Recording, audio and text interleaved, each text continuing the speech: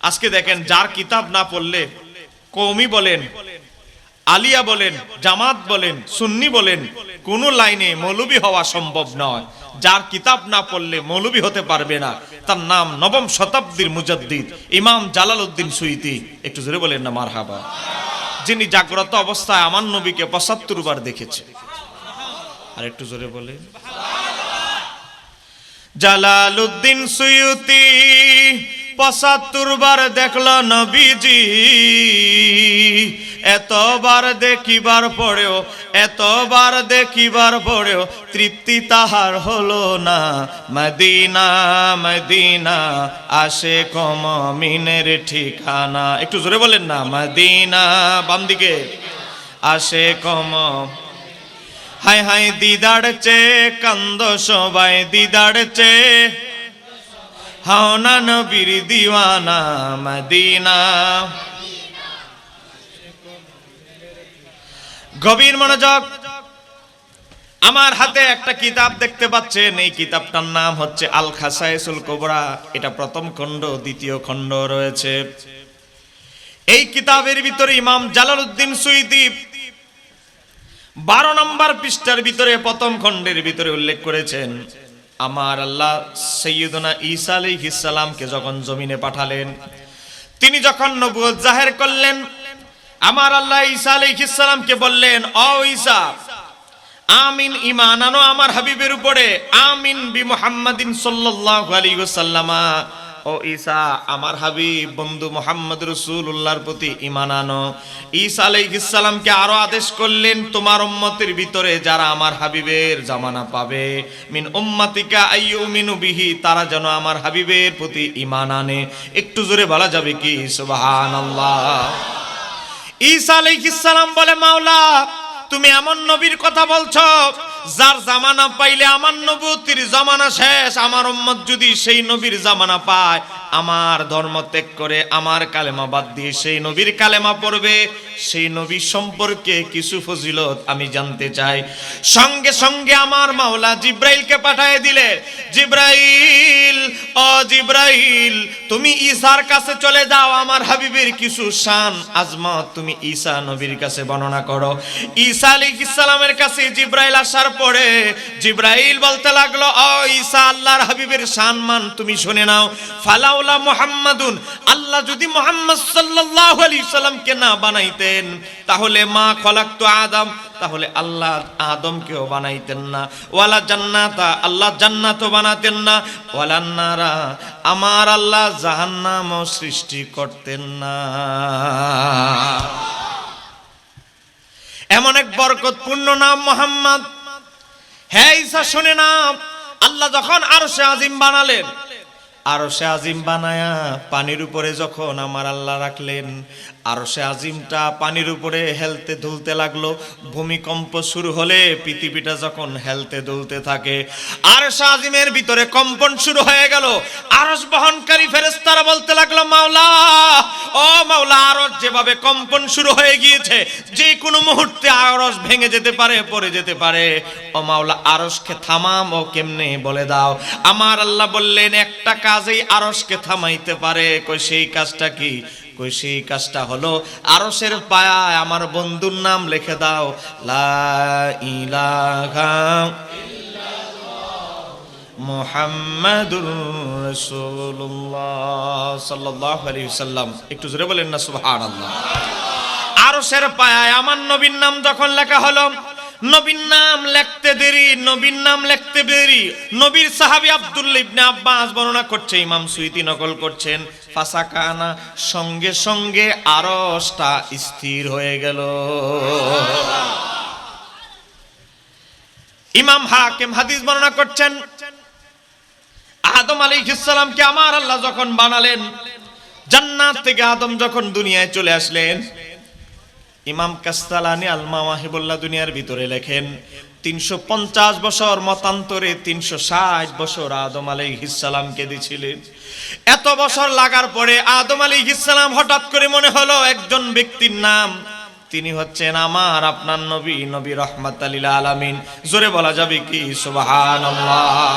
এতদিন আদম নবী এত দোয়া করেছেন আল্লাহর দরবারে, এবার দোয়ার মডেল পাল্টাইলেন। দোয়ার মডেল পাল্টিয়ে আদম আলাইহিস সালাম আল্লাহর দরবারে বললেন, ইয়া রব্বি, হে আমার রব ও আমার প্রতিপালক, ইয়া রব্বি আসআলুকা বিহাক্কি মুহাম্মাদিন, ও আমার আল্লাহ ও আমার রব, তোমার হাবিবের উসিলায় আমি তোমার দরবারে প্রার্থনা করছি, আমার প্রার্থনা তুমি কবুল করে নাও। একটু জোরে বলা যাবে কি সুবহানাল্লাহ?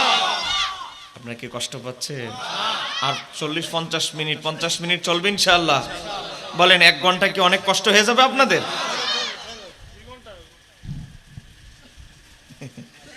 রাত হয়ে গেছে তো। আপনারা একটা আওয়াজ দিয়েন। আপনাদের আগের বক্তা বলল আপনার আওয়াজ দিতে চাচ্ছেন না। এখন আমি শেষ বেলা, আমার পরে আর কোনো বক্তা নাই, এখন আমার বেলাও কি এরকম করবেন? একটু আওয়াজ কি দেওয়া যাবে নবীর মহব্বত ইনশাআল্লাহ? আর একটু জোরে বলেন ইনশাআল্লাহ। শুধু গন্ডগোল হলো আমার পিছনের বাইরে আমার সাথে রাগ করছে, আওয়াজ দিতে চায় না। আপনাদের কি আমার পক্ষ থেকে চাটা পাঠাইতে হবে নাকি? দরকার হলে যাওয়ার পরে দোকান থেকে আমি চায়ের বিল দিব, খাওয়াবো, তাও একটু আওয়াজটা দেন। খাওয়ানোটা নাইলে বাকি থাকুক, যাওয়ার সময় খাওয়াবো। গভীর মনোযোগ। আদম আলাইহিস সালাম এই প্রার্থনা করার পর আমার আল্লাহ আদমের প্রার্থনা কি কবুল করলেন কি করলেন না এই নোটিশ আল্লাহ দেয় নাই। আল্লাহ আদমকে উল্টা প্রশ্ন করলেন, হে আদম, তুমি আমার হাবিবরে কেমনে চিনলা?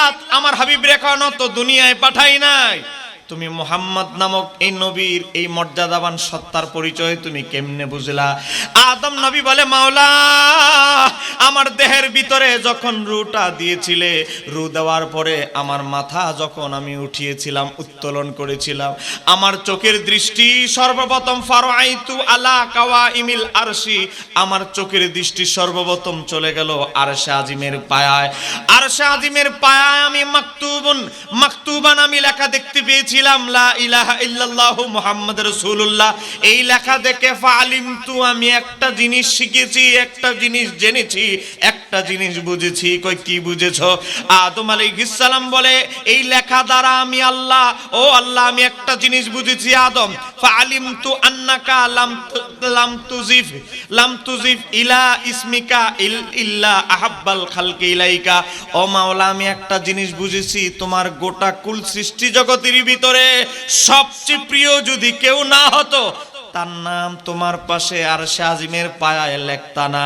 আরশে আজিমের পায়া জিব্রাইল, মিকাইল, ইসরাফিল, আজরাইল কত সম্মানিত ব্যক্তি আছে, কারো নাম তোমার পাশে লেখো নাই, মুহাম্মদ নাম লিখেছো। সে থেকে আফালিম তো আমি বুঝে গিয়েছি গোটা সৃষ্টি জগতের ভিতরে আহাব্বা সবচেয়ে বেশি তোমার প্রিয় হলো এই সত্তা।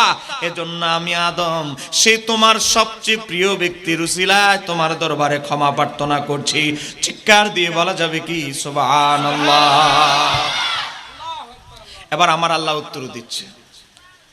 ফাকাল আল্লাহু তাআলা, এবার আমার আল্লাহ বলছে, হে আদম, সাদাক্তা, তুমি সত্য বলেছো। ইয়া আদম, হে আদম, তুমি সত্য বলেছো।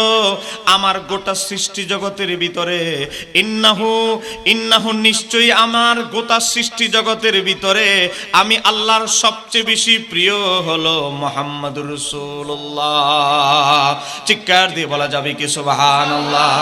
হে আদম, আমি তোমারে ক্ষমা করে দিয়েছি, এখানেই শেষ নয়, আরেকটা জিনিস জেনে নাও। হে আদম, তোমারে আমি ক্ষমা করেছি, এখানেই শেষ নয়। ওয়ালাউলা মুহাম্মাদুন, যদি আমার বন্ধুরে আমি না বানাইতাম, মা খলাকতুকা, আমি আদম, তুমি আদম রেও আমি আল্লাহ বানাইতাম না। ইমাম জালালউদ্দিন সুয়ুতী আল খাসায়েসুল কুবরা কিতাবের 18 নম্বর পেজে বলে হাদিসটা সহিহ। ইমাম সকিউদ্দিন সুবকি বলে হাদিসটা সহিহ। ইমাম আল্লামা আব্দুর রহমান জামি থেকে শুরু করে, আল্লামা ইমাম জরকানি থেকে শুরু করে, ইমাম কাস্তালানি থেকে শুরু করে 29 জন মুহাদ্দিস ইমাম হাকিমের সাথে একমত পোষণ করে বলেছে হাদিসটা সহিহ। তাহলে বোঝা গেল আমরা এমন একজন নবীর মিলাদুন নবীর মাহফিলে এসেছি যাকে না বানালে আমার আল্লাহ আদম নবীরও বানাতেন না, যারে না বানাইলে আল্লাহ জান্নাত জাহান্নামও বানাতেন না। কথা কন না কেন, ঠিক কিনা? আমার আল্লাহ তার হাবিবকে বানায়া রাখলেন আদম আলাইহিস সালামের পেশানিতে। মনোযোগ দিয়ে শুনবেন, আদম আলাইহিস সালামের পেশানিতে রাখলেন। আদম আলাইহিস সালাম যেই দিন মারা যাবেন, বলেন প্রত্যেকে মরতে হবে কি হবে না? কুল্লু নাফসিন যায়িকাতুল মাউত, প্রত্যেক প্রাণী মৃত্যুর স্বাদ গ্রহণ করতে হবে। যে আজরাইল কোটি কোটি বনি আদমের মানুষের জীবজন্তুর রূহ হরণ করছে, সে আজরাইলও একদিন মরতে হবে। বাস্তব না বাস্তব? বিছনের যুবকরা, আদম আলাইহিস সালামের যেই দিন শেষ দিন, আদম আলাইহিস সালামকে আমার আল্লাহ 1000 বছর হায়াত দিয়েছিলেন। আমি আপনি জানি না কত বছর জিন্দিগি হায়াত নিয়ে এসেছি, কিন্তু প্রত্যেক নবীরা জানে তারা কোন দিন মারা যাবে। এমনকি যারা বেলায়েত প্রাপ্ত আল্লাহর ওলি, তাদের ইন্তেকালটা কোন দিন হবে, কোন সময় হবে, সেটা পর্যন্ত আল্লাহর ওলিরা জানে। আদম আলাইহিস সালামের যখন 1000 বছর পূর্ণ হয়ে গেল, তিনি তার একমাত্র শাহজাদাদের ভিতরে একমাত্র যিনি নবী হয়েছিলেন, আমার আল্লাহ নবী বানাইছেন, তার নাম হযরতে শীস আলাইহিস সালাম। শীস আলাইহিস সালামকে ডাকলেন, ও আমার সন্তান শীস, তোমার কাছে আখিরি নবীর নূরে মুহাম্মাদের নূর মুবারক আমানত আছে। অতএব তুমি যে উত্তম বিবি পেয়েছো, তোমার নাতি আওলাদ, ছেলে আওলাদ, তাদেরকে বলে গিয়েও তারা যেন উত্তম আওলাদ, উত্তম মেয়ে বিয়ে করে উত্তম ফরহেজগার মেয়েদের কাছে নূরে মুহাম্মাদি ট্রান্সফার হবে। ওসিয়ত করার পরে আল্লাহ নবী আদম আলাইহিস সালাম শীস আলাইহিস সালামকে বললেন, আমার বড় ফল খেতে ইচ্ছা করেছে, অমুক ফল অমুক জায়গায় খুঁজলে গিলে পাওয়া যাবে, যাও আমার জন্য ফল নিয়ে আসো। আমি আদম ইন্তেকালের আগে এই ফলকে মারা যেতে চাই। ফল আনতে বের হয়েছে শীস আলাইহিস সালাম, খুঁজতে খুঁজতে হয়রান হয়ে গেছে, ফল পায় না। হঠাৎ করে দেখে ফেরেশতাদেরকে দেখলেন, ফেরেশতারা বলল, আল্লাহর নবী শীস, তাড়াতাড়ি চলে যান, আপনার বাবা আদম মারা গিয়েছেন। ফল নিবেন কার জন্য? যার জন্য ফল নিবেন সে তো মারা গিয়েছে অলরেডি। হযরতে শীস আলাইহিস সালাম দৌড় দিলেন, গিয়ে দেখে জিব্রাইল আলাইহিস সালাম ফেরেশতাদেরকে নিয়ে আদম আলাইহিস সালামকে গোসল দিয়ে ফেলেছেন। গোসল দিয়েছেন ফেরেশতারা, হযরত জিব্রাইল আলাইহিস সালামের নেতৃত্বে জানাজাও একটা আদায় করে ফেলেছেন। সেই জানাজার ইমাম ছিলেন হযরতে জিব্রাইল। জোরে বলেন না সুবহানাল্লাহ। জিব্রাইল আলাইহিস সালাম শীস আলাইহিস সালামকে দেখালেন, দেখো মানুষ মারা গেলে বনি আদম কেমনে জানাজা পড়তে হয়, অতএব এই নিয়মটা ফলো রাখো। 4 তাকবীর আমি যেমনে জানাজা পড়িয়েছি, যেভাবে পড়িয়েছি এভাবে পড়বে। একটু জোরে বলেন না সুবহানাল্লাহ। তারপরে শীস আলাইহিস সালাম দ্বিতীয় জামাত করলেন, ভাইদেরকে, আওলাদদেরকে, নাতিপুতি, আদম নবীর নাতিপুতি আওলাদ যারা আছে তাদেরকে নিয়ে তিনি জানাজার নামাজ সম্পাদন করলেন। আস্তে আস্তে আমার নবীর নূরে মুহাম্মাদি চলে আসলো হযরতে নূহ আলাইহিস সালামের কাছে। নূহ আলাইহিস সালামের থেকে আসলো, নূহ আলাইহিস সালামের মাঝে উনার সন্তানদের মধ্যে সবচেয়ে তাকওয়াবান বুজুর্গ ছিল, তার নাম শাম। শামের কাছে নবীর নূর মুবারক চলে গেল। আস্তে আস্তে ইব্রাহিম আলাইহিস সালামের কাছে আসলো। ইব্রাহিম আলাইহিস সালাম ঘুমের ভিতরে আমার নবীর নূর মুবারকের ঝলক দেখার পর ইব্রাহিম আলাইহিস সালাম আল্লাহর দরবারে দোয়া করলেন, মাওলা তোমার হাবিব রাহমাতাল লিল আলামিনকে, তোমার হাবিবকে আমি ইব্রাহিম নবীর বংশে প্রেরণ করো। একটু জোরে বলা যাবে কি সুবহানাল্লাহ? আর একটু জোরে বলেন না সুবহানাল্লাহ। হযরত ইব্রাহিম আলাইহিস সালামের মুনাজাত আমার আল্লাহ কোরআনুল কারীমের ভিতরে তুলে ধরেছেন। কোরআনুল কারীমের ভিতরে আমার আল্লাহ সূরা বাকারা আয়াত নাম্বার 129 এর ভিতরে তুলে ধরেছেন, হযরত ইব্রাহিম আলাইহিস সালামের মতো এত বড় নবী এবং রাসূল আমার নবীরে আল্লাহর কাছে প্রার্থনা করে, তার মানে বোঝা গেল আমার নবীর শান ও আজমত ইব্রাহিম নবীর চেয়ে অনেক বেশি। ইব্রাহিম নবী প্রার্থনা করে আমার নবীর আগমনের, তা আবার নিজের বংশে, আমার বংশে দাও আল্লাহ, অন্য বংশে না, আমার বংশে দাও, তাহলে আমি হাসরের ময়দানে গর্ববোধ করতে পারবো আমার বংশে আগমন করেছে সর্বশ্রেষ্ঠ নবী। চিৎকার দিয়ে বলেন আল্লাহু আকবার। ইব্রাহিম আলাইহিস সালাম দুইটা হাত উত্তোলন করে বলে, রব্বানা, ও আমাদের রব, আবাস ফিহিম রাসূলান, তুমি সেই রাসূলকে প্রেরণ করো আমার বংশে, যিনি কি করবে, ইয়াতলু তেলাওয়াত করবেন, আলাইহিম তার গোত্রের কাছে, জাতির কাছে তা আয়াত সমূহ তেলাওয়াত করবে, ওই আল্লিমুল কিতাবা ওয়াল হিকমাতা, যিনি কিতাব শিক্ষা দিবে ও হিকমত শিক্ষা দিবে। এখানেই শেষ নয়, কিতাব হিকমত শিক্ষা দেওয়ার পাশাপাশি যাদের কলব পচে গেছে, কলব নষ্ট হয়ে গিয়েছে, তাদের কলবকে ওই যাক্কিহিম, তাদের কলবকে পবিত্র করবেন। একটু জোরে বলা যাবে কি? বড় বড় ডাকাত, বড় বড় সন্ত্রাস, বড় বড় খারাপ মানুষ আমার নবীর হাতে হাত রেখে বায়াত হয়ে খারাপ মানুষ থেকে হয়ে গেলেন সর্বশ্রেষ্ঠ মানুষ। কথা বলেন ঠিক কিনা? ইব্রাহিম আলাইহিস সালামের দোয়া আমার আল্লাহ কবুল করলেন। কবুল করার পর তিনি বাড়িতে গেলেন। ইব্রাহিম আলাইহিস সালামের তখন ছিল এক স্ত্রী। ওয়াজ মুখস্থ করে যাবেন, আমি আপনাদেরকে 50টা মিনিট কষ্ট দিব, বুঝার চেষ্টা করবেন, সিরিয়ালি আমি ওয়াজ করব। বলেন, তখন ইব্রাহিম আলাইহিস সালামের স্ত্রী ছিল কয়জন? একজন।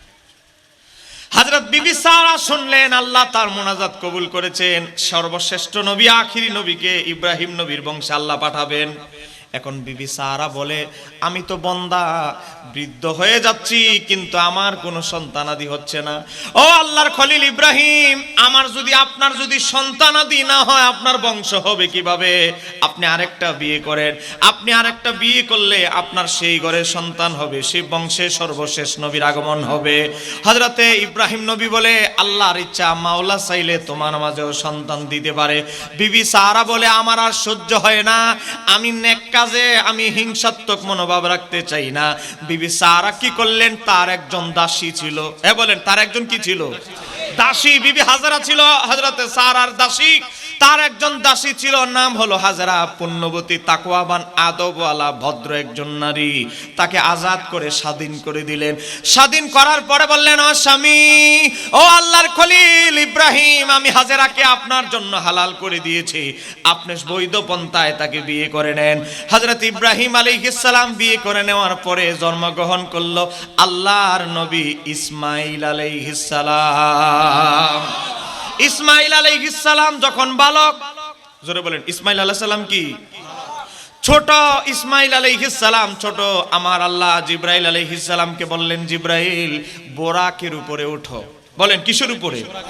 বোরাকের উপরে ওঠো, আমার খলিল ইব্রাহিমের কাছে চলে যাও। তার বিবি হাজেরা এবং তার সন্তান ইসমাইলকে আমি যেই জায়গায় তোমাকে গুগল ম্যাপ দেখিয়েছি, নির্দেশনা দিয়েছি, সেই জায়গায় ইসমাইলকে, বিবি হাজেরাকে রেখে আসো। একটু জোরে বলা যাবে কি সুবহানাল্লাহ? কিন্তু আমরা ঈদুল আজহা আসলে আমাদের কিছু হুজুরদেরকে মিথ্যা ওয়াজ করতে দেখি। কি ওয়াজ করে?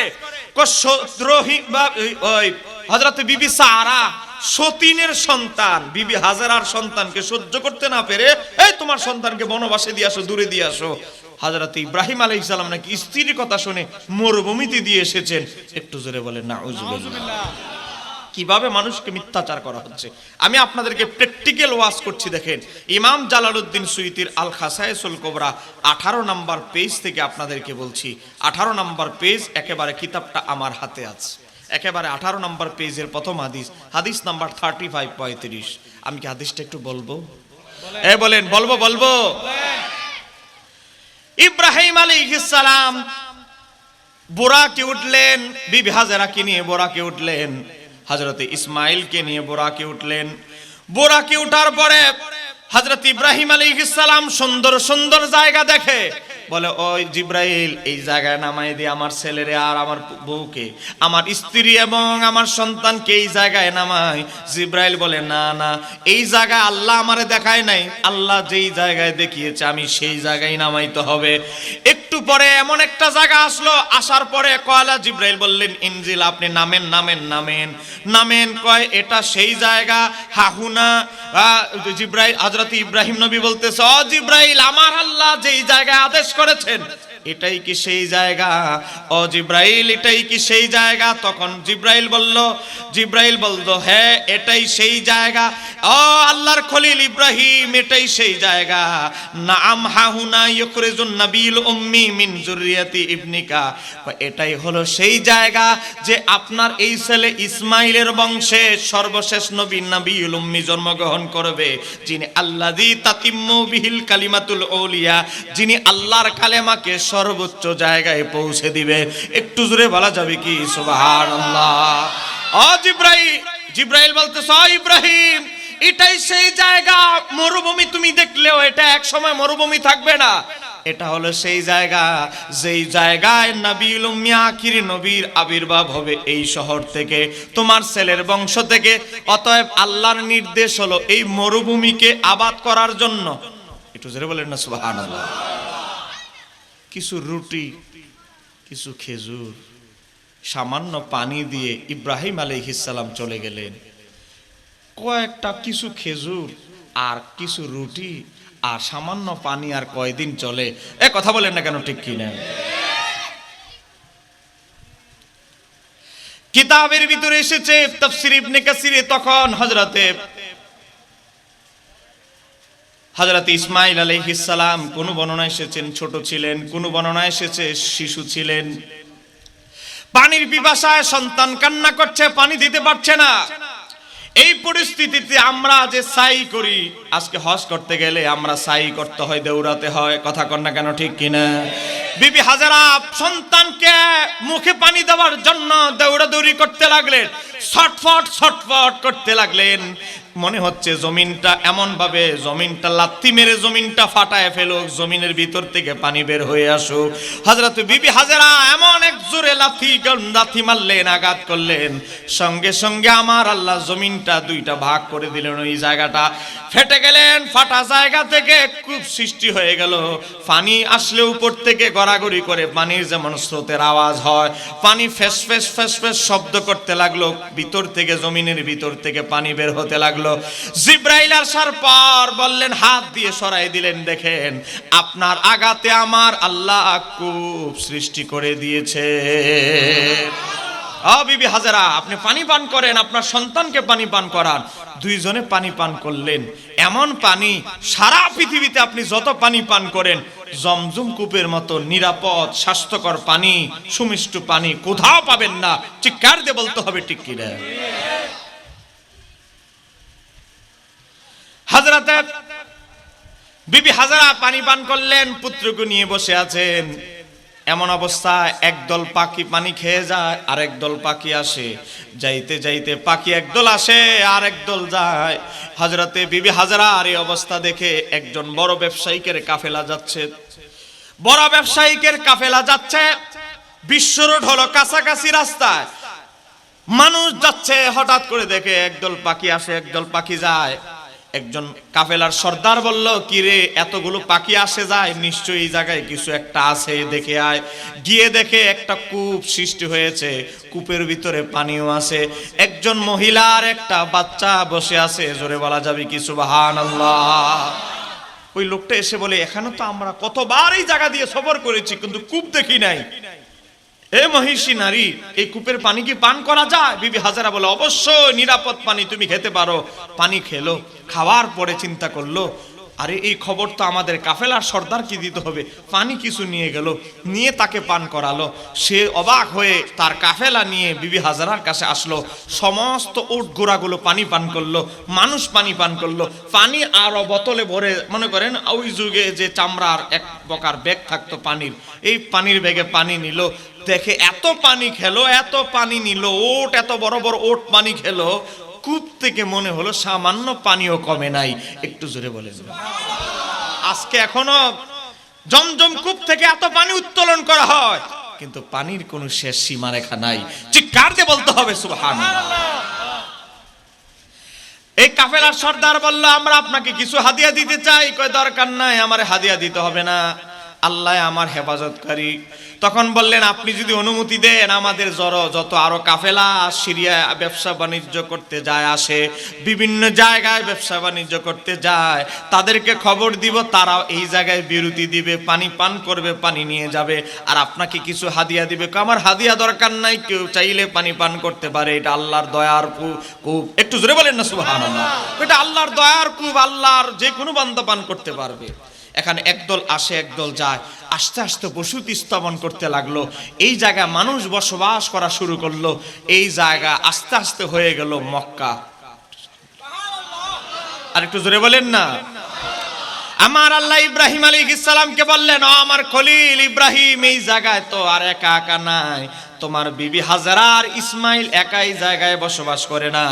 এই জায়গা এখন মক্কা হয়ে গেছে। এই জায়গায় একটা কাবাগর নির্মাণ করো। এই জায়গায় মানুষ আল্লাহর ইবাদত করার জন্য আসবে, লাব্বাইক আল্লাহুম্মা লাব্বাইক ধ্বনি দেওয়ার জন্য আসবে। তখন ইসমাইল আলাইহিস সালাম, ইব্রাহিম আলাইহিস সালাম বাপ ছেলে মিলে কাবাগর নির্মাণ করলেন। একটু জোরে বলা যাবে কি সুবহানাল্লাহ? কাবাগর নির্মাণ করার পরে কিছু ছোট ছোট পাথরের কণা রয়ে গেল। বিল্ডিং বানাইলে বাবা আমাদের দেখা যায়, বিল্ডিং বানাইতে গেলে আমাদের কিছু জিনিস থেকে যায়, হয়তো কিছু রড, হয়তো কিছু বালু, কিছু না কিছু কিছু পাথর, কংক্রিট পাথর কিছু না কিছু থেকে যায়। কথা কন না কেন? ইব্রাহিম আলাইহিস সালাম কাবাগর নির্মাণ করার পর কিছু ছোট ছোট পাথরের কণা রয়ে গেল অনেক। আমার আল্লাহ বললেন, ও ইব্রাহিম, এই পাথরের কণাগুলো কাজে লাগাইতে হবে। মাওলা কাবাগর তো বানায় ফেলেছি, এগুলো দিয়ে কি করব? আমার আল্লাহ বললেন, ইব্রাহিম তুমি একটা উঁচু পাহাড়ের একটা উঁচু পাথরের উপরে দাঁড়াও। দাঁড়াইলাম। তোমার সন্তান ইসমাইলকে বলো পাথরের কণাগুলো হাতে নিয়ে তোমার হাতে দিতে।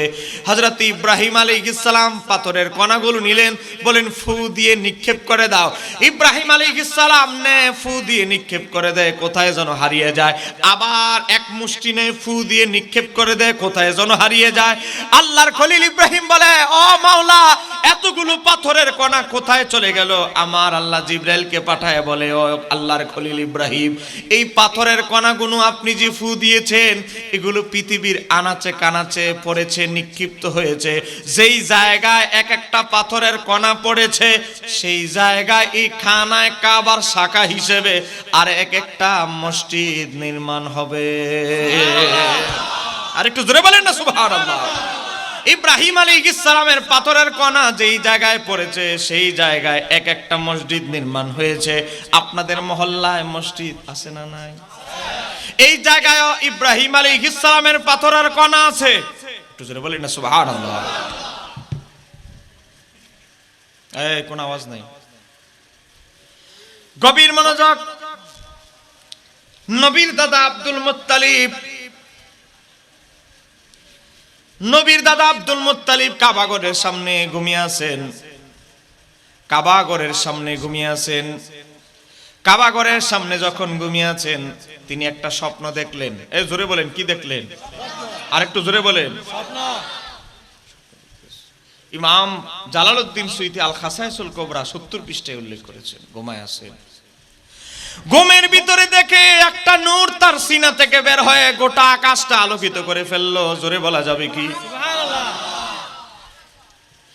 স্বপ্নের ভিতরে বলছে, মাওলা, ও মাওলা, এত বড় বিশাল নূর তুমি কোন নূর দেখাইলা মাওলা, আমার একটু বলে দাও। আমার আল্লাহ একজন বার্তাবাহক ফেরেশতা পাঠিয়ে বলে, ও আল্লাহর খলিল ইব্রাহিম, এই নূর হলো আপনার নাতি হিসেবে দুনিয়াতে আগমন করবে। তার নাতি, সেই নূর হচ্ছে নূরে মুহাম্মাদি। আপনার অচিরে একটা সন্তান জন্মগ্রহণ করবে, নাম রাখবেন আব্দুল্লাহ। আব্দুল্লাহর কাছে সেই নূর আপনার থেকে ট্রান্সফার হয়ে যাবে, আব্দুল্লাহ থেকে ট্রান্সফার হয়ে তার স্ত্রীর গর্ভে যাবে। একটু জোরে বলা যাবে কি? সুবহানাল্লাহ। আব্দুল মুত্তালিবের সন্তান জন্মগ্রহণ করলো, নাম রাখলেন আব্দুল্লাহ। আব্দুল্লাহকে আলাদাভাবে স্পেশাল ভাবে আদর যত্নে বড় করতে লাগলেন। আব্দুল্লাহ যখন যুবক, বলেন আব্দুল্লাহ যখন যুবক, নবীর পিতা মাতার আলোচনা, নবীর মিলাদের আলোচনা শুনতে কি কষ্ট হবে আপনাদের? মিলাদুন নবীর মাহফিলে যদি নবীর মিলাদের আলোচনা না হয়, আমাদের এটার হক আদায় হবে না। কথা কোন ঠিক কিনা? নবীর পিতা আব্দুল্লাহ যখন যুবক, নবীর দাদা আব্দুল মুত্তালিব স্বপ্ন দেখেছেন। স্বপ্ন দেখেছেন তার এক চেহারা, তার এক সন্তানের চেহারা ঢাকা। এমত অবস্থায় তিনি তার এক সন্তানকে জবে করে ফেলেছেন আল্লাহর রাস্তায়। স্বপ্নে দেখার পর ইহুদি বড় বড় পণ্ডিতদেরকে ডাকলেন। পণ্ডিতরা আসলো, আসার পরে বললেন, আমার স্বপ্নের ব্যাখ্যা কি? আব্দুল মুত্তালিবের স্বপ্নের ব্যাখ্যা বলছে, আপনার এই স্বপ্নের ব্যাখ্যা হচ্ছে আপনার সবচেয়ে প্রিয় যেই পুত্র, তাকে আল্লাহর রাস্তায় কুরবানি দিতে হবে। এখন আব্দুল মুত্তালিব বলে, আমার সবচেয়ে প্রিয় পুত্র তো আব্দুল্লাহ। হ্যাঁ, আব্দুল্লাহর কুরবানি আমি কেমনে দিব? নবীর দাদা আব্দুল মুত্তালিব সব সন্তানদেরকে উপস্থিত করলেন, বললেন, বাবারা, আমি স্বপ্নে দেখেছি আমার এক পুত্রকে আমি আল্লাহ রাস্তায় কুরবানি দিয়েছি। এ বাবা, কে আল্লাহর সন্তুষ্টির জন্য বাবার দেখানো স্বপ্ন বাস্তবায়ন করবা? কে আল্লাহ রাস্তায় কুরবানি দিতে প্রস্তুত আছো বলো? এক একজনে লম্বা লম্বা অজুহাত বের করলো। দুই হাতের বাইরে আরেকটা হাত আছে, তার নাম কি হাত? কথা বলেন না, কি হাত? অজুহাত। আব্বা, আমি যদি শহীদ হই আমার দুইটা বাচ্চা এতিম হয়ে যাবে, এদেরকে কে লালন পালন করবে? এক একজনে লম্বা লম্বা বাহানা অজুহাত বার করলো, অজুহাত বলে আর এক একজনে ঘর থেকে বের হয়ে যায়। বাকি আছে কয়জন? আর একটু জোরে বলে। বাকি আছে নবীর পিতা আব্দুল্লাহ। আব্দুল্লাহ বলে, বাবা আমার কোনো অজুহাত দেওয়ার রাস্তা নাই, আমি অজুহাতও দিব না, আমি বিয়েও করি নাই, আমার বাচ্চা কাচ্চাও নাই, আমার কোনো পিছুটান নাই। আমি আল্লাহর স্বপ্ন বাস্তবায়নের জন্য, আপনার স্বপ্ন বাস্তবায়নের জন্য, আল্লাহর হুকুম বাস্তবায়নের জন্য আমি সর্বদা কুরবানি দিতে প্রস্তুত আছি। বাবা আপনি সময় ঘোষণা করেন। সময় ঘোষণা করা হলো সকাল 10টা। এ বলেন সকাল 10টা বাজে জবে করা হবে আল্লাহর রাস্তায়, হযরতে আব্দুল্লাহকে উৎসর্গ করা হবে। এই খবর চলে গেল আনাচে কানাচে মক্কায়। মক্কায় যখন ছড়িয়ে ছিটিয়ে গেল, মক্কার বড় বড় ব্যবসায়িক প্রধানরা, ব্যবসায়িকরা, এ বাবা মক্কার শত শত নারীরা তারা রাস্তায় নেমে গেল, যার কাছে যা আছে তা নিয়ে বের হয়ে গেল। বলে আব্দুল মুত্তালিব, ঘন আন্দোলন শুরু হয়ে গেছে, আব্দুল্লাহকে কুরবানি দিতে আমরা নারী সমাজ দিব না।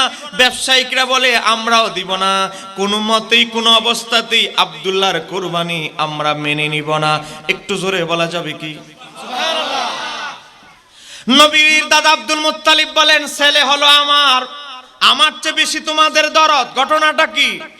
আব্দুল মুত্তালিবের প্রশ্নের জবাবে ব্যবসায়িকরা বলে, ও আব্দুল মুত্তালিব, আমরা যখন সিরিয়ায় বিভিন্ন দেশে ব্যবসা করতে যাই, আমরা আব্দুল্লাহর সাথে মুসাফা করে গেলে, দেখা করে গেলে আমাদের রাস্তায় ডাকাত ধরে না ব্যবসা করতে গেলে, এবং ব্যবসায় অসংখ্য লাভ নিয়ে লাভবান হয়ে আমরা আসি। একবার আব্দুল্লাহর চেহারা দেখে আমি ব্যবসা করতে গিয়েছিলাম, চেহারা না দেখে ওই ব্যবসায় আমি বড় ধরনের দুর্ঘটনার শিকার হয়েছি, ক্ষতিগ্রস্ত হয়েছি। এমন বরকতপূর্ণ তোমার ছেলে আব্দুল্লাহকে কুরবানি হতে আমরা দেব না। হ্যাঁ নারী সমাজ, তোমরা কেন আব্দুল্লাহর কুরবানির বিরুদ্ধে দাঁড়িয়েছো? নারীরা বলে, আমরা আব্দুল্লাহকে দেখলে রাস্তা থেকে জানালা দিয়ে আব্দুল্লাহকে যখন দেখি, আমাদের মন যদি খারাপ থাকে, আমাদের মনে যদি কোনো কষ্ট থাকে, আব্দুল্লাহর চেহারা দেখলে আমাদের মনের সব কষ্ট দূর হয়ে যায়। এমন গণ আন্দোলন শুরু হয়ে গেছে।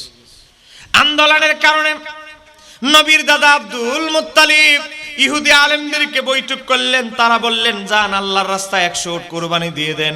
কুরবানি দেওয়ার পরে আবারও স্বপ্ন দেখতেছে আব্দুল মুত্তালিব তার এক ছেলেকে আল্লাহর রাস্তায় কুরবানি দিয়েছে। তার মানে তিনি বুঝে গেছেন আল্লাহ এখনো ওটের মাঝে সন্তুষ্ট হয় নাই। ইহুদি আলেমদেরকে ডাকলেন, আল্লাহ তো আবার আমারে স্বপ্ন দেখাচ্ছে আব্দুল মুত্তালিবকে। ইহুদি আলেমরা বললেন, এখন উপায় আছে একটা। বলেন উপায় আছে? লটারির আয়োজন করেন। নবীর দাদা আব্দুল মুত্তালিবকে লটারির আয়োজনের মাঝে নিয়ে আসলেন। লটারির আয়োজন করা হলো, বাক্সের ভিতরে নাম লেখা হলো, টোকেনের ভিতরে আব্দুল্লাহর কুরবানি, না হয় 100 উট কুরবানি। এক কাগজে 100 উট কুরবানি, এক কাগজে আব্দুল্লাহর কুরবানি, টোকেন লেখা, বাক্স ভর্তি টোকেন। সব টোকেনগুলো উলট পালট করা হলো। আব্দুল মুত্তালিবের চোখ বন্ধ করে দেওয়া হলো, কাপড় দিয়ে চোখ বাঁধা। আব্দুল মুত্তালিব নবীর দাদা হাত ঢোকালেন, কিন্তু এই লটারির মাঝে একটা শর্ত ছিল। বলেন শর্ত ছিল কয়টা? একটাও আব্দুল মুত্তালিব 100 বারের ভিতরেও যদি ওটের নাম না আসে, তাহলে 100 বারের জায়গায় 100 বারে যদি তোমার ছেলের নাম আসে, ছেলেরই কুরবানি দিতে হবে। সুযোগ হলো 100 বার। বলেন সুযোগ কতবার? নবীর দাদা আব্দুল মুত্তালিবের চোখগুলো বাঁধা, বাক্সের ভিতরে হাত ঢুকালেন, কাগজের টোকেনে নাম আসলো আব্দুল্লাহর কুরবানি। আবার কাগজের টুকরা নিলেন, নাম আসলো আব্দুল্লাহর কুরবানি। আবার টোকেন নিলেন, নাম আসলো আব্দুল্লাহর কুরবানি। আস্তে আস্তে আস্তে আস্তে 99 বারও শুধু আব্দুল্লাহর নামই আসে। বাকি আছে কয়বার? একবার। মুনাজাত দিয়ে দিলেই খুশি হবেন আপনারা, কারণ আওয়াজ ঠান্ডা হয়ে গেছে। আমি কি শেষ করতে পারবো আলোচনাটা? বলেন না, শেষ করতে পারবো? বছর একবার মাহফিলটা করেছেন, 8ম বার্ষিক মাহফিল। আমি যদি আপনাদেরকে একটু সময় দিতে পারি, আধা ঘন্টা, আপনারা পারবেন না ইনশাআল্লাহ? ইনশাআল্লাহ। নবীর দাদা আব্দুল মুত্তালিবের চোখগুলো কাপড় দিয়ে বাঁধা, কান্না করে দিলেন ছেলে আব্দুল্লাহর জন্য। আল্লাহর দরবারে বললেন, আল্লাহ তুমি না তোমার এক হাবিবের সৃষ্টির কথা বলেছো, আমার ছেলের বংশে আসবে। আমার ছেলে তো এখনো বিয়ে করে নাই, তাহলে আমার ছেলের যদি কুরবানি হয়ে যায়, তোমার সেই আকাঙ্ক্ষিত প্রত্যাশিত অপেক্ষাকৃত সে নবী কখন আসবে, কিভাবে আসবে? তখন আব্দুল মুত্তালিব টোকেন ধরলেন, কাগজ ধরলেন, টোকেনের ভিতরে আসলো, এ আব্দুল মুত্তালিব, আমি তোমার আব্দুল্লাহর পরিবর্তে 100 ওট আমি আল্লাহ কবুল করলাম। এই টোকেন যখন নিল, আব্দুল মুত্তালিব বললেন, এই টোকেন তো লেখা হয় নাই, লেখা হয়েছে 100 ওট আর আব্দুল্লাহ। এই কথা তো লেখা হয় না, আব্দুল্লাহর পরিবর্তে 100 ওট আমি আল্লাহ খুশি, আমি সন্তুষ্ট, আল্লাহ আমি মেনে নিলাম, এই কথা তো টোকেনে নাই। এসেছে আল্লাহর ফেরেশতা এই কাগজের টুকরা এই লটারির বাক্সের ভিতরে ভরে দিয়েছেন। জোরে কন্যা সুবহানাল্লাহ। নবীর পিতা আব্দুল্লাহর জন্য 400-এর অধিক মহিলা নবীর পিতা আব্দুল্লাহর জন্য দেওয়ানা। ইতিহাসের কিতাবের ভিতরে এসেছে, নবীর পিতা আব্দুল্লাহর জন্য একজন মহিলা দেওয়ানা ছিল, তার বাড়ি হলো সিরিয়ায়। বলেন বাড়ি কোথায়? সিরিয়ায় তার বাড়ি। তাওরাত কিতাবের হাফেজা, এক বাবার এক মেয়ে, অঢাল সম্পদের মালিক। সে তাওরাত কিতাব গবেষণা করে পেয়েছে আখিরি নবীর পিতার বাড়ি হবে মক্কায়, দাদার নাম হবে আব্দুল মুত্তালিব, বাবার নাম হবে আব্দুল্লাহ।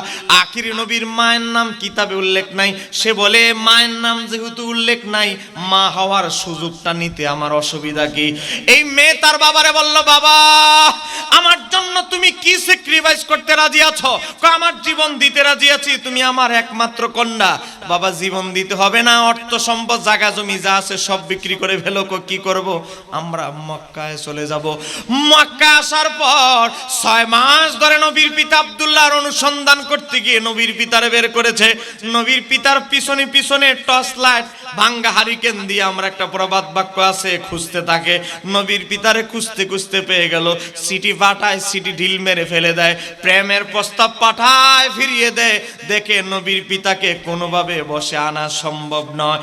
ওই তাওরাত কিতাবের হাফেজা ফাতেমা বিনতু মুর আল খাসামিয়া নামক মহিলা, সে তাওরাত কিতাব গবেষণা করে, আসমানি কিতাব বিশ্লেষণ করে দেখে আখিরি নবী তার মায়ের গর্ভে আসার সময় বাকি আছে 10 দিন। বলেন বলেন কয়দিন? আরেকটু আসতে বলেন, কয়দিন? সে বলে 10 দিন পরে আমি যদি আব্দুল্লাহরে বিয়ে করি কোনো লাভ হবে না। এই 10 দিনের ভিতরেই যা কিছু আমার করার, আমার সর্বশেষ চান্স আমার করতে হবে।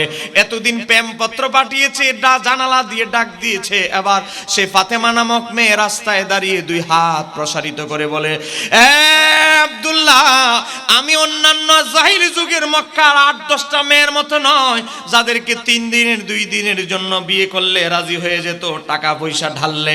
আমি সেই ধরনের বকাটে পাত্রা মেয়ে নই, 2 পয়সা টাকা দিয়ে কিনা যায় ওই ধরনের মেয়ে নই। আমি তাওরাত কিতাবের হাফেজা, আমি এক খোদায় বিশ্বাসী। গোটা তাওরাত কিতাব আমার সিনার ভিতরে মুখস্থ।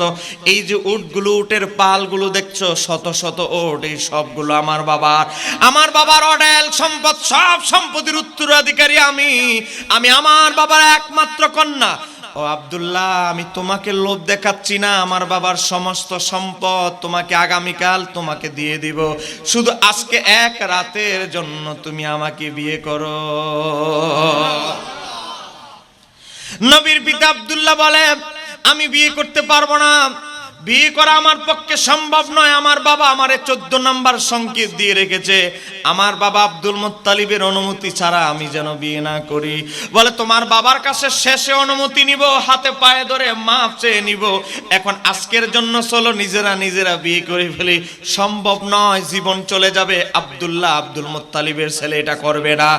তারপরে সর্বশেষ নবীর পিতা আব্দুল্লাহ মেয়ে থেকে ছুটতেই পারছে না, এমন ভাবে লাগছে আটার মতো, বুঝেন না, সুপারগুলোর মতো লাগছে নবীর পিতা আব্দুল্লাহর পিছনে।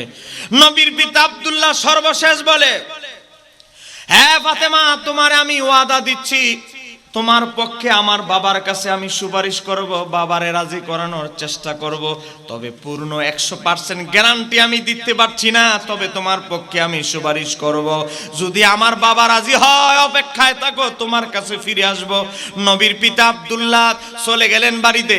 বাড়িতে যাওয়ার পরে নবীর পিতা আব্দুল্লাহ যখন বাড়িতে গেল, নবীর দাদা বললেন, এই কথা এই নি কথা, তাড়াতাড়ি নতুন কাপড়গুলো গুছাও, তাড়াতাড়ি রওনা দিব আমরা মদিনার দিকে। আমার এক বন্ধু আছে, তার নাম আব্দুল ওহাব জুহরি, তার বাড়িতে চলে যাব, কেননা তার ঘরের মাঝে এক পাত্রী আছে। একটু জোরে বলেন না সুবহানাল্লাহ। কিতাবের ভিতরে সিরাতে হালবিয়া কিতাবের ভিতরে এসেছে, নবীর দাদা আব্দুল মুত্তালিব ব্যবসায়িক কাজে মদিনায় বিশ্রাম নিয়েছিলেন। 30 বছরের বন্ধুত্ব নবীর নানার বাড়িতে। নবীর নানার বাড়িতে দুপুর বেলা ঘুমাইতে গিয়ে স্বপ্ন দেখেছেন ওনার ছেলে আব্দুল্লাহ মানে নবীর পিতা ফুলের মালা নিয়ে এক মহিলার গলায় পরিয়ে দিয়েছেন। তখন নবীর দাদা আব্দুল মুত্তালিব বুঝে ফেলেছেন তার সাথেই আমার ছেলে আব্দুল্লাহর বিয়ে হবে, যাকে মালা পরিয়ে দিয়েছে।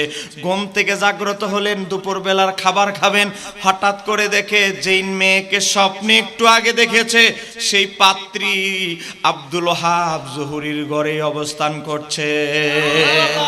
বলে এই মেয়েরই তো আমি একটু আগে স্বপ্নে দেখলাম। মা তোমার নাম কি? কয় আমেনা বিনত ওহাব। কয় আমার বন্ধুর মেয়ে তুমি? কয় হ্যাঁ আপনার বন্ধুর মেয়ে আমেনা। নবীর দাদা আব্দুল মুত্তালিব বললেন ও আমার বন্ধু আব্দুল ওহাব জুহরি, তোমার সাথে 30 বছরের বন্ধুত্ব, 30 বছরে আমি তোমার কাছে কিছু চাই নাই, আজকে একটা জিনিস চাইবো, তুমি আমাকে দিবে। বলে বন্ধু তুমি কি চাও বলো, আমি তোমাকে দিব। সাউন্ডটা একটু বাড়াইয়া দেন। বন্ধু তুমি আমার কাছে কি চাও বলো, আমি তোমাকে দিব। নবীর দাদা আব্দুল মুত্তালিব এই কথা বলার পরে নবীর নানাকে বললেন আমেনার বাবা শোনো, আমার একটা সুদর্শন ছেলে আছে, নাম হলো আব্দুল্লাহ। গোটা আরবে সবচেয়ে বেশি সুন্দর আদবওয়ালা ভদ্র হলো আমার ছেলে আব্দুল্লাহ। আমার ছেলের সাথে তোমার মেয়ে আমেনার বিয়ে পাকাপোক্ত করতে চায়। নবীর নানা আব্দুল ওহাব জুহরি মা আমেনা পর্দার ভিতরে কাপড় টাঙ্গিয়ে রেখেছে, কাপড় ধরে দাঁড়ায় আছে, দুই বন্ধুর কথা শুনতেছে। এই কথা শুনে নবীর মা আমেনা মাথা ঝুঁকিয়ে বলে বাবা আপনার পছন্দই আমি আমেনার পছন্দ। একটু জোরে বলেন সুবহানাল্লাহ।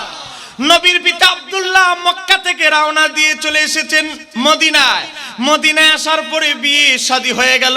রাত্রেবেলা বাসর করে দুইজন যখন দুইজনের কাছে গেলেন, ফাওয়াকা আহলাহু কিতাবের ভিতরে এসেছে মা আমেনা দেখে নবীর পিতা আব্দুল্লাহ ঘরের ভিতরে অন্ধকার কুঠুরিতে ঢুকতে দেরি নবীর পিতা আব্দুল্লাহর কপালে নূর ঝলমল ঝলমল করছে। নবীর মা আমেনা নবীর পিতা আব্দুল্লাহকে জড়িয়ে ধরে কপালের মাঝে চুমু খেলেন। ফাওয়াকা আহলাহু দুইজন যখন একসাথে মিলিত হলেন, হঠাৎ করে মা আমেনা দেখে সেই নূর মোবারক গায়েব হয়ে গেল। আর নবীর সাহাবী আব্দুল্লাহ ইবনে আব্বাস বলে ফাহামালাত বিন নবী সাল্লাল্লাহু আলাইহি ওয়াসাল্লাম, সঙ্গে সঙ্গে নূর মোবারক অদৃশ্য হয়ে সেই নূর মা আমেনার গর্ভে চলে গেল। আর মা আমেনা আমার নবীকে গর্ভে ধারণ করলো। কিতাবের ভিতরে এসেছে নবীর পিতা আব্দুল্লাহ শ্বশুর বাড়িতে কিছুদিন বেড়া চলে আসলেন মক্কায় চলে আসার পরে চিন্তা করলো ওই মেয়ে তো অপেক্ষায় আছে, মেয়ের তো বুঝায়া সুজায়া না করে দিতে হবে, বেচারি তো আমার অপেক্ষায় বসে আছে। আমার নবীর পিতা আব্দুল্লাহ কি করলেন হাদিসে এসেছে ফালাম্মা রাজা ইলাইহা, যখন তার বাড়িতে গেলেন দরজা আঘাত করলেন, কেউ আছো দরজা খোলো। দরজা খুলেছেন ওই ফাতেমা নামক তাওরাত কিতাবের হাফেজা। দরজা খুলে বলে কি বলতে লাগলে জানেন? জিজ্ঞাসা করলেন নবীর পিতা কেমন আছো? কয়ালাত ওই মেয়ে বলে অমানান্তা, তুমি কে? তোমাকে তো চিনলাম না। একটু জোরে বলেন না সুবহানাল্লাহ। নবীর পিতা আব্দুল্লাহ অবাক হয়ে গেলেন, যেই মেয়ে 6 মাস ধরে বছরের পর বছর আমি আব্দুল্লাহর পিছনে পিছনে ঘুরেছে, কত সিটি পাঠাইছে, রাস্তা দিয়ে ডেকেছে, আজকে আমি নিজে জিজ্ঞাসা করলাম কেমন আছো, মেয়ে বলে অমানান্তা মিয়া তুমি কে? তোমার তো চিনলাম না যুবক। ও বাবা, নবীর পিতা অবাক হয়ে বললেন তুমি কি আমার সাথে মজা করতেছো? আমার চিনো না? আরে আমি তো সেই ব্যক্তি। কোন ব্যক্তি? আনাল্লাযী ওয়াদাতুকি, আমি হলাম সেই ব্যক্তি যে তোমাকে ওয়াদা দিয়ে রেখেছি, হয়তো তোমার বিয়ে করব, না হলে তোমাকে জানাইতে আসবো, বিয়ে না করলেও আমি সেই তোমাকে অপেক্ষায় রাখা ব্যক্তি। নবীর পিতা আব্দুল্লাহর কথা শুনে কয়ালা তুই নারী বলতে লাগলো লামান্তা হুয়া, কোশ্চিন কালেও তুমি সেই আগের আব্দুল্লাহ হতে পারো না, আগের আব্দুল্লাহ তুমি কখনই হতে পারো না। নবীর পিতা আব্দুল্লাহ বলল ওয়াল্লাহি আল্লাহর কসম আমি সেই আগের আব্দুল্লাহ। তখন ওই নারী বলল তুমি আগের আব্দুল্লাহ হতে পারো না, যদি আগের আব্দুল্লাহ হও তাহলে একটা ঘটনা আছে, হয়তোবা তুমি আগের আব্দুল্লাহই নও। যদি আগের আব্দুল্লাহ হয়ে থাকো, এখন থেকে তোমার সাথে গত পিরিয়ডে যতবার আমার গত শেষবার যখন দেখা হয়েছে, এর মাঝখানে যে 10-12 দিন গিয়েছে, এই মাঝখানে সময়ে তুমি কোনো নারীরে বিয়ে করে ফেলেছো, নারীর কাছে গমন করেছো। এই কারণে হয়তো সেই নূর তোমার কপালে চমকাতো চলে গিয়েছে। ও আব্দুল্লাহ, দুইটার একটা হবে। ও আব্দুল্লাহ, তুমি আগের আব্দুল্লাহ কখনই নও। কেন নয়? ওয়ালা ইন কুনতা যাকা, আগের আব্দুল্লাহ যখন আমার কাছে আসতো, লাকাদ রাআইতু বাইনাইনাইকা নূরান, আগের আব্দুল্লাহ যখন আমার কাছে আসতো, দুই চোখের মাঝখানে নূর মোবারক ঝলমল ঝলমল করত। ওই আব্দুল্লাহ মা রাহু আলান, এখন আর সেই নূর তোমার কপালে ঝলমল ঝলমল করছে না। তার মানে হলো আগের আব্দুল্লাহ আর এখনের আব্দুল্লাহ অনেক পার্থক্য। তুমি সত্যি করে বলো, তুমি আব্দুল্লাহ কিনা? আর আব্দুল্লাহ হলে এই 10-12 দিনের ভিতরে তুমি কোন নারীর কাছে গিয়েছো কিনা? নবীর পিতা আব্দুল্লাহ বলে, তুমি সত্য বলেছো। আজ থেকে 11 দিন আগে আমেনা বিনতে ওহাবের সাথে আমার বিয়ে হয়ে গিয়েছে।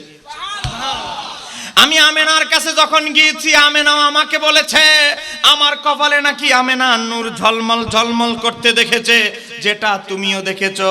ও ফাতেমা, তোমার কথাই সত্য। আমি আমেনার কাছে একসাথে আমরা বিয়ে করেছি, একসাথে আমরা আমাদের দৈনন্দিন জীবন, আমাদের বৈবাহিক জীবন কাটিয়েছি। তারপরে ওই ফাতেমা নামক মেয়ে বুকে আঘাত করে বলতে লাগলো, হায় আফসোস, হায় আফসোস আব্দুল্লাহ, আমার জীবনের জন্য আফসোস। আমি সিরিয়া থেকে আমার বাপ দাদার বিটা বিক্রি করে এসেছি আখিরি নবীর মা হব বলে। আখিরি নবীর মা হওয়ার সৌভাগ্য আমার হলো না।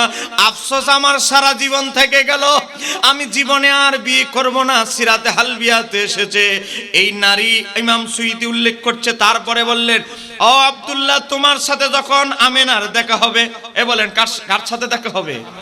এ আব্দুল্লাহ, তোমার বিবি আমেনার সাথে যখন তোমার দেখা হবে, আমেনাতা, আমেনার সাথে দেখা হওয়ার পরে আমেনাকে বলবে, লিতালিদান্না মালিকান, আমেনা দুজাহানের বাদশাকে তার গর্ভে ধারণ করেছে। আমার নবীর মা আমেনা বলে, আমি যে আমার সন্তানকে গর্ভে ধারণ করেছি, বুঝার কোনো উপায় নাই, বুঝার কোনো উপায় নাই, বুঝার কোনো উপায় নাই। আমি যে আমার সন্তানকে গর্ভে ধারণ করেছি বুঝি নাই। কারণ অন্যান্য 8-10টা মহিলার যেই ধরনের আলামত হয়, কি হয়? ঘন ঘন ভূমিকম্প, ভূমি হয়, খাবারের অনেক সময় টক জাল খাবার পছন্দ হয়, পেটটা বড় হয়ে যায়, মাসিক বন্ধ হয়ে যায়, এ বলে মাথাটা হঠাৎ করে চক্কর মারে। মহিলাদের হয় কি হয় না? গর্ভবতী মহিলাদের যেই ধরনের সিমটম গুলো হয়, নবীর মা আমেনা বলে, তিনি কি বলছেন দেখেন, আন্না আমেনা তা কালাত, মা আমেনা বলে, ইমাম সুয়ুতি হাদিসটি নকল করেছেন, ইমাম ইবনু সালি শামি সুবুলুল হুদা ওয়ার রাশাদে প্রথম খণ্ড 329 পৃষ্ঠায় বর্ণনা করেছে। মা আমেনা বলে, লাকাদ আলিকতু বিহি ফামা ওয়াজাতু লাহু মাশাক্কাতান হাত্তা ওয়াদাতুহু, আমি যে আমার সন্তানকে গর্ভে ধারণ করেছি বুঝার উপায় নাই। বাচ্চা হইলে গর্ভ বড় হয়ে যায়, পেট বড় হয়ে যায়, বাড়ি হয়ে যায়, যেই ধরনের আলামত, আমি আমেনার সেই ধরনের কোনো আলামত প্রকাশিত হয় নাই। আমি কেমনে বুঝলাম? প্রথম মাসে আমি আদম নবীর স্বপ্নে দেখি, দ্বিতীয় মাসে নূহ আলাইহিস সালামকে স্বপ্নে দেখি, দ্বিতীয় মাসে আমি আমার শ্বশুর বাড়িতে রওনা দিই। জঙ্গলের ভিতর থেকে ওটের উপর আমি আরোহিত অবস্থায় জঙ্গল থেকে একটা বাঘ আর একটা হরিণকে দৌড়ে আমার দিকে আসতে দেখি। বাঘ আর হরিণ আমার ছেলেরে সালাম দে। আমি অবাক হয়ে গেলাম। বাঘে দেখি মানুষের মতো কথা বলে, কি অবাক! বাঘ হরিণে দেখলে দৌড়ায়, আর বাঘ হরিণ গলাগলি করে আসতেছে। অবাক হয়ে গেলাম যখন আমার আল্লাহ বাঘের জবান খুলে দিল। বাঘটা বলতে লাগলো, আমেনা রে, ও আমেনা, তুমি আমি বাঘকে মানুষের মতো কথা বলতে দেখি, দেখে অবাক হয়ে গিয়েছো। তোমার গর্ভে এমন ব্যক্তি, মহান ব্যক্তিকে তুমি গর্ভে ধারণ করেছো, তিনি যখন দুনিয়ায় তাশরিফ আনবেন, তার অলৌকিক ঘটনা, মুজিজা আকাশ পর্যন্ত প্রসারিত হবে। নবীর মা আমেনা মক্কা আসলেন, শ্বশুরকে সব কিছু বললেন। আমার নবীর দাদা আব্দুল মুত্তালিব বলে, আমেনা ও আমার পুত্রবধূ অনেক কিছু দেখবে, অনেক কিছু শুনবে, অনেক কিছু অলৌকিক ঘটনা দেখবে, কিন্তু কাউকে কিছু বলা যাবে না। তোমার যারা দাসী আছে, খেদমতগার আছে, তাদেরকেও বলা যাবে না। তোমার গর্ভে এমন এক মহান সন্তান আসতেছে, মহান ব্যক্তি আছে, তিনি হবেন এই যুগের সর্বশেষ নবী। মা আমেনা বলে, আমি যখন রৌদ্রে কাজ করতে যাই, আমার আল্লাহ একটা মেঘমালা আমাকে ছায়া দেওয়ার জন্য ফিটিং করে দিয়েছে। রৌদ্রের তাপ যেন আমার শরীরে না লাগে, মেঘমালার টুকরা আমি আমেনার পিছে পিছে ঘুরতো। আমি যখন কূপ থেকে পানি উঠাইতে বালতির রশি ধরতাম, কূপ ছিল, কূপের পানিগুলো অনেক গভীরে থাকতো। আমি আমেনা যখন কূপের জন্য বালতি দিয়ে কূপ থেকে পানি উঠাইতে যাব, রশিটা ধরতে দেরি, নিচের পানিগুলো উপরে আসতে দেরি হতো না। নবীর মা আমেনা বলে, মরুভূমিতে রৌদ্রের মাঝে বালুময় জায়গায় রৌদ্রের তাপে বালুগুলো প্রচন্ড গরম হয়ে থাকতো, কিন্তু আমি যখন পা রাখতাম, আমি পা রাখতে গেলে আমি দেখতাম আমার জন্য সেই বালু কণাগুলো, তপ্ত রোদের বালু কণাগুলো ঠান্ডাদায়ক, আরামদায়ক হয়ে যেত।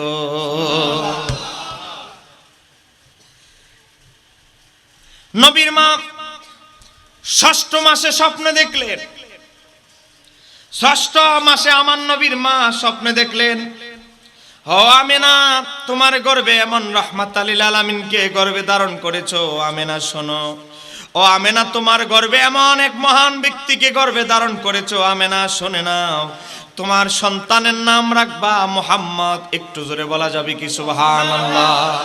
একই স্বপ্ন নবীর দাদা আব্দুল মুত্তালিব কাবা ঘরের সামনে ঘুমায় আছে, একই স্বপ্ন নবীর দাদা আব্দুল মুত্তালিবও দেখলেন। একটু জোরে কন্যা সুবহানাল্লাহ। হঠাৎ করে নবীর পিতা আব্দুল্লাহ মারা গেলেন। বলেন, নবীর পিতা আব্দুল্লাহ কি করলেন? তখন আমার নবী মায়ের গর্ভে। একটু জোরে বলেন, আমার নবী তখন মায়ের বাবা মারা গেছে, নবী দুনিয়া আসার আগে এতিম হয়ে গেছে। ফেরেশতারা আমার নবীকে, আমার আল্লাহকে বলতে লাগলেন, হযরতে আব্দুল্লাহ ইবনে আব্বাস বর্ণনা করছেন, ও হালাকা আবুহু আব্দুল্লাহ, আব্দুল্লাহ যখন ইন্তেকাল করলেন, তখন ওহুয়া ফি বাতনি উম্মিহি, আমার নবী তার মায়ের গর্ভে। ফাকালাতিল মালাইকাতু, ফেরেশতারা আল্লাহকে বলল, মাওলা, ও মাওলা, তোমার বন্ধু তো এতিম হয়ে গেল দুনিয়াতে আসার আগে। আমার আল্লাহ ফেরেশতাদের জবাবে, ফাকাল আল্লাহু তাআলা লিল মালাইকাতি, আমার আল্লাহ জবাবে ফেরেশতাদেরকে বললেন, ও ফেরেশতারা, আনা লাহু ওয়ালিউন, আমি আল্লাহ আমার বন্ধুর জন্য অভিভাবক হিসেবে যথেষ্ট। সুবহানাল্লাহ। ও ফেরেশতারা, আনা লাহু ওয়ালিউন, আমি আল্লাহ আমার বন্ধুর জন্য ওলি হিসেবে, অভিভাবক হিসেবে যথেষ্ট। ওয়া হাফিজুন ওয়া নাসিরুন, আমি আল্লাহ আমার বন্ধুর হেফাজতকারী, উত্তম হেফাজতকারী, সাহায্যকারী। আমার বন্ধুর জন্য পৃথিবীর কোন মাখলুকের সাহায্য দরকার নাই, আমি আল্লাহই একাই আমার বন্ধুর জন্য যথেষ্ট। হযরত ইমাম আবু নাঈম ইসফাহানি দালাইলুন নবুওয়াতের 555 নম্বর হাদিসে বর্ণনা করেছে। এবার আসেন, নবীর দাদা আব্দুল মুত্তালিব, নবী যখন দুনিয়ায় আসার সময় হয়ে গিয়েছে, নবীর দাদা আব্দুল মুত্তালিব তিনি একজন দাসী, আবু লাহাবের দাসী সুয়াইবা, আমর ইবনে আস, তার আমর ইবনে আসের মা, দুইজনকে বলল, আমার পুত্রবধূর সেবা করো, তার পাশে থাকো, যে কোনো মুহূর্তে আমার নাতি আসতে পারে। আমার আল্লাহ ডাক দিয়ে বলে, আব্দুল মুত্তালিব, ও আব্দুল মুত্তালিব, দুনিয়ার দাসী দিয়ে আমার হাবিবের গোলামি করব, গোলামি করাবা, এটা আমি আল্লাহর পছন্দ নয়। আমার আল্লাহ ডাক দিয়ে বলে, মারিয়াম, ও জান্নাতের অধিবাসী মারিয়াম, তুমি তোমার সাথে তোমার সহযোগী তিনজনকে সাথে নাও, তিনজনকে সাথে নিয়ে তুমি রওনা দাও জান্নাত থেকে। আমার হাবিবের জন্য মার্কেট পরে আতর খুশবু সাবান নিয়ে জান্নাত থেকে রওনা দাও দুনিয়ার জমিনে। একটু জোরে বলা যাবে কি সুবহানাল্লাহ? আপনাকে বিরক্ত হচ্ছে? আর 10 মিনিট যাবো ইনশাআল্লাহ। পিছনের ভাইরা বলেন, আর 10 মিনিট চলবে ইনশাআল্লাহ। একটু মহাব্বতে বলেন, আল্লাহুম্মা সাল্লি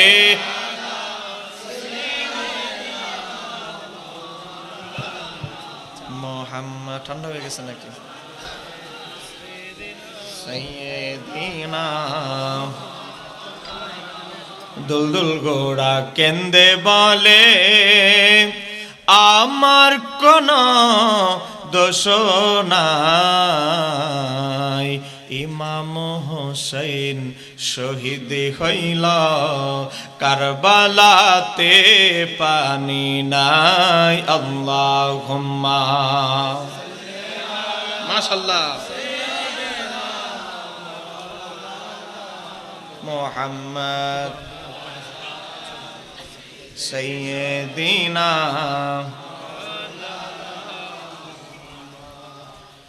হযরত বিবি মারিয়াম তার সাথে তিনজন নারী নিলেন।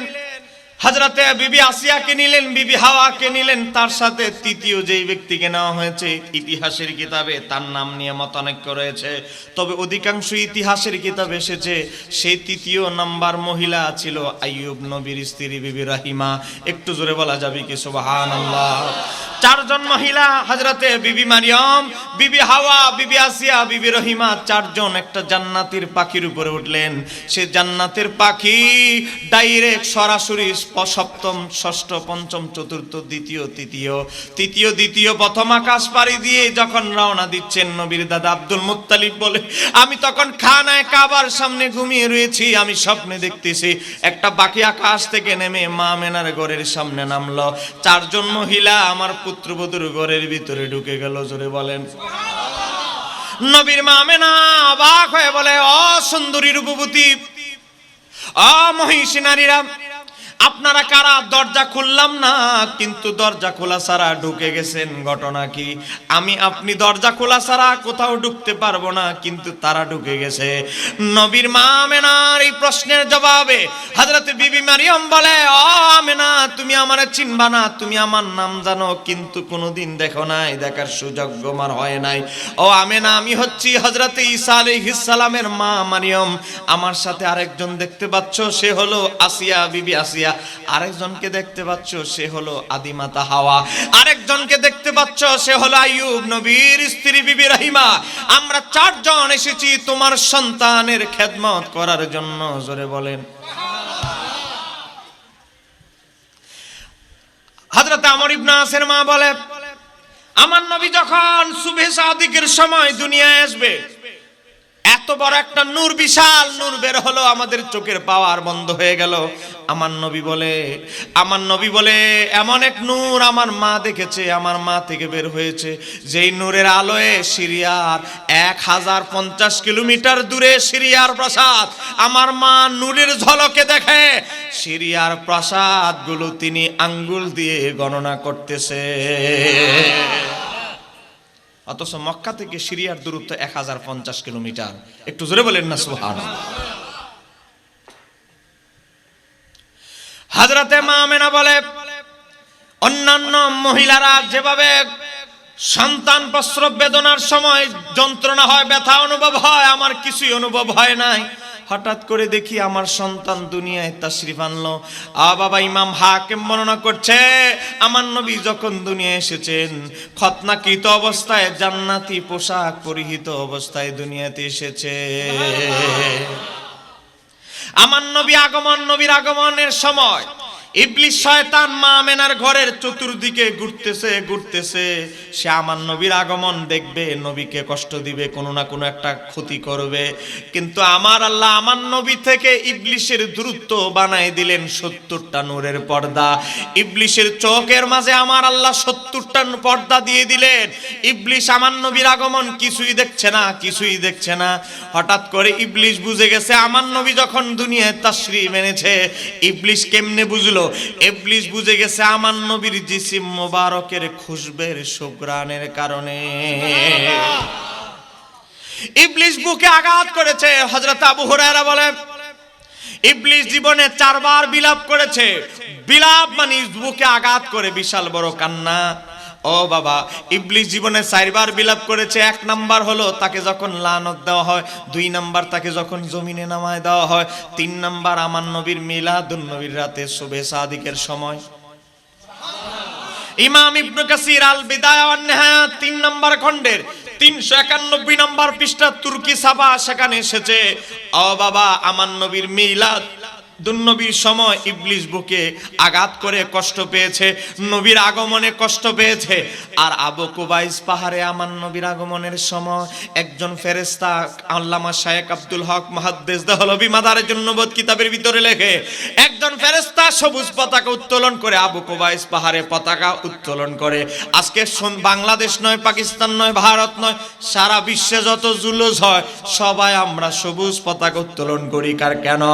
তার কারণ হচ্ছে আমার নবীর আগমনে আবু কুবাইস পাহাড়ে ফেরেশতা সবুজ পতাকা উত্তোলন করে বলেছিল, ইয়া মাশারাল কুরাইশ, হ্যাঁ কুরাইশ সম্প্রদায়, আখিরি নবী সর্বশ্রেষ্ঠ নবীর আগমন হয়ে গেছে।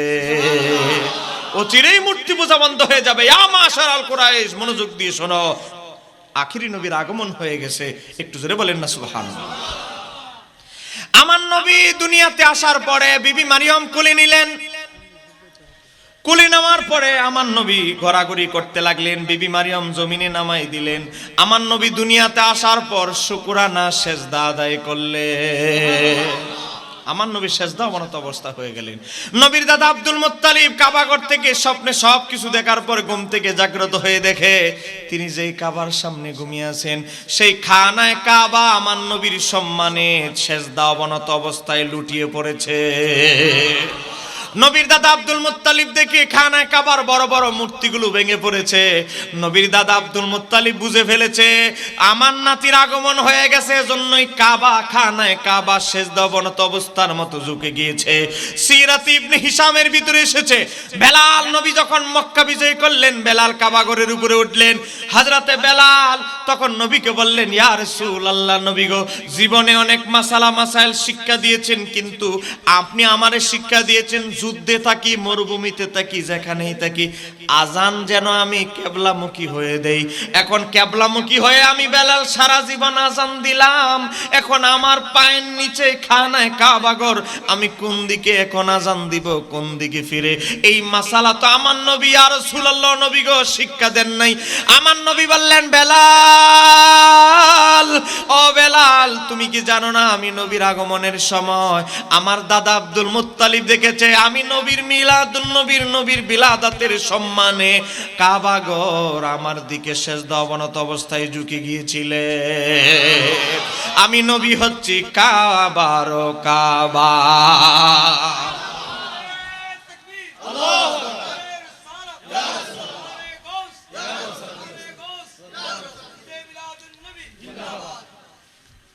কষ্ট পাচ্ছেন নাকি?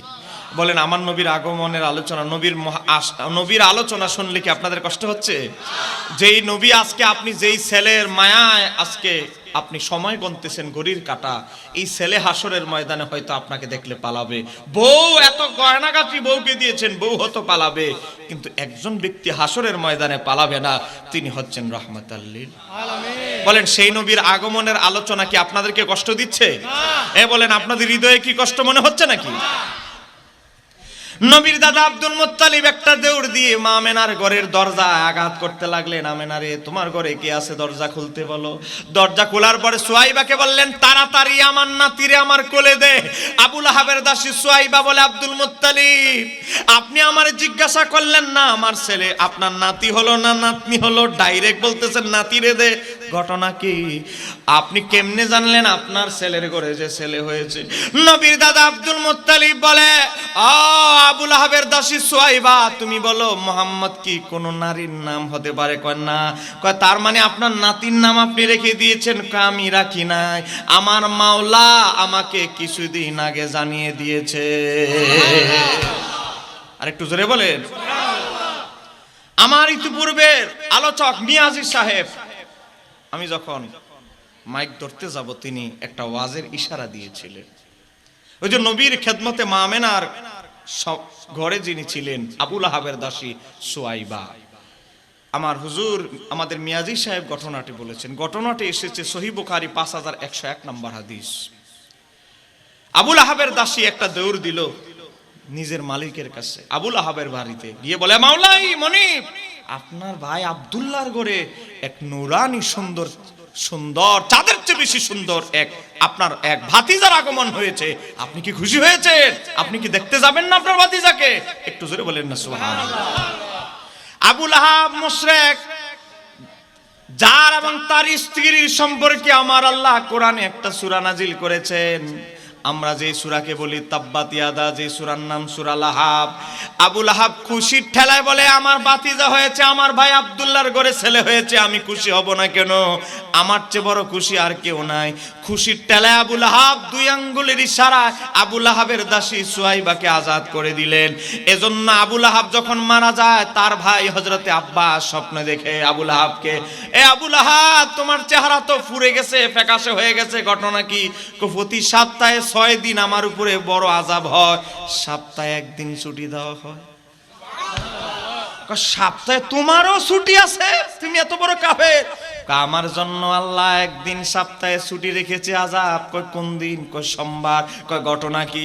কই সোমবার আমার ভাতিজা মুহাম্মদ সাল্লাল্লাহু আলাইহি সাল্লাম দুনিয়ায় এসেছে, আর আমার দাসী সুহাইবা আমার এই খুশির সংবাদ দেওয়ার কারণে ভাতিজার আগমনের খুশির টালায় আমি সোমবার দিন দুই আঙ্গুলের ইশারায় দুই টুকরা করে দিয়েছি। আমার দাসীরে বলেছি, তুই আর এখন দাসী নাই, তুই আজাদ স্বাধীন মহিলা, তুই যেদিকে চা মনে চা চলে যেতে পারিস।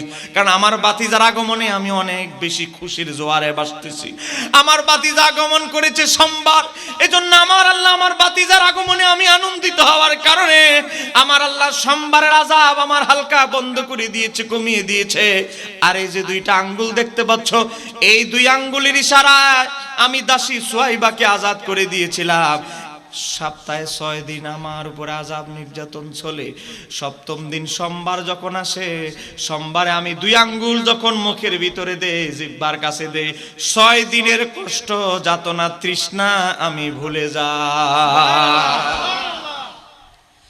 এই হাদিসের ব্যাখ্যা ইমাম জালালউদ্দিন সুয়ুতী বলেন আল খাসায়েসুল কুবরা কিতাবে। এই হাদিসের ব্যাখ্যা ইমাম কাস্তালানি আল মাওয়াহিবুল লাদুনিয়া কিতাবে বলেন, ইমাম সুয়ুতী আল হাবিলিল ফাতওয়া কিতাবে বলেন, আবু লাহাবের মতো কাফের যদি নবীর আগমনে খুশি ইজহার হয়ে আনন্দিত হয়ে সোমবারের আযাব মাফ হয়, তাকে আল্লাহ নাজ নেয়ামত দান করে।